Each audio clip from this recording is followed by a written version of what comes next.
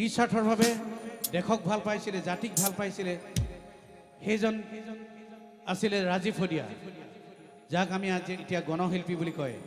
আপোনালোকৰ এইফালে তাক সকলোৱে চিনি পোৱাই নাছিলে, কিন্তু সি ভিতৰে ভিতৰে বহুত গান গাই থৈছিলে, জাতি মাটিক লৈ গান গায় নিস্বাৰ্থভাৱে। সেইজনে হৈছিলে ৰাজীৱ হদিয়া। হঠাৎ ঢলি পৰে, আমি তেওঁক চিকিৎসালয়লৈ লৈ যাওঁ। চিকিৎসকসকলে বহুত চেষ্টা কৰিলে, কিন্তু ভগৱানে তাক জীয়াই থাকিবলৈ নিদিলে। অকালতে সি হেৰাই গ'ল আমাৰ মাজৰ পৰা। দুখ লাগে। আমি আত্মাৰ সদগতি কামনা কৰিছোঁ। তেওঁ ৰাইজসকলে কৰিছে, সকলোৱে আপোনালোকেও কৈছে, গোটেই অসমবাসীয়ে কৰিছে। আত্মাৰ সদগতি কামনা কৰিছোঁ এতিয়াও। গতিকে তেওঁ বহুত গান গাই থৈ গ'ল, আচলতে গম নোপোৱাকৈ। ৰাইজে বহুতে গমেই নাপালে। এইফালে বহুত ভাল ভাল গান গাইছিলে। তেওঁৰ এটি গীত গাবলৈ মই চেষ্টা কৰিছোঁ।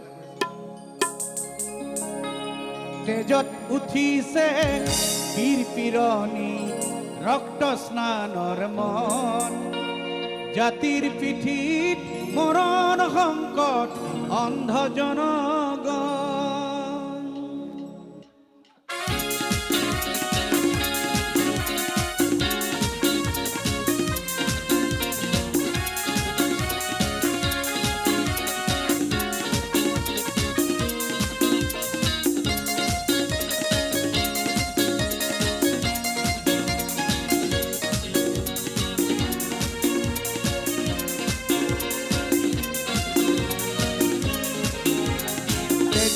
উঠিছে বীৰ পিৰণি, ৰক্ত স্নানৰ মন, জাতিৰ পিঠিত মৰণ সংকট, অন্ধ জনগণ।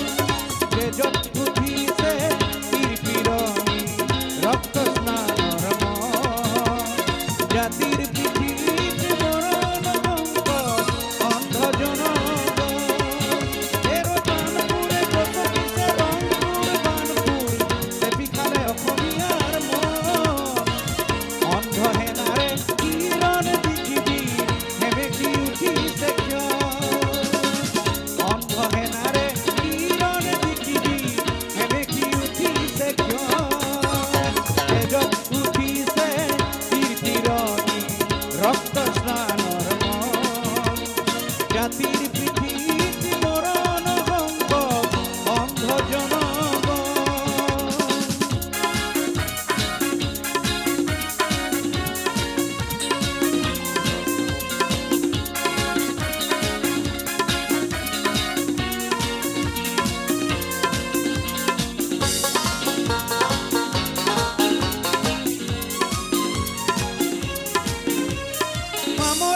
ধৰিলে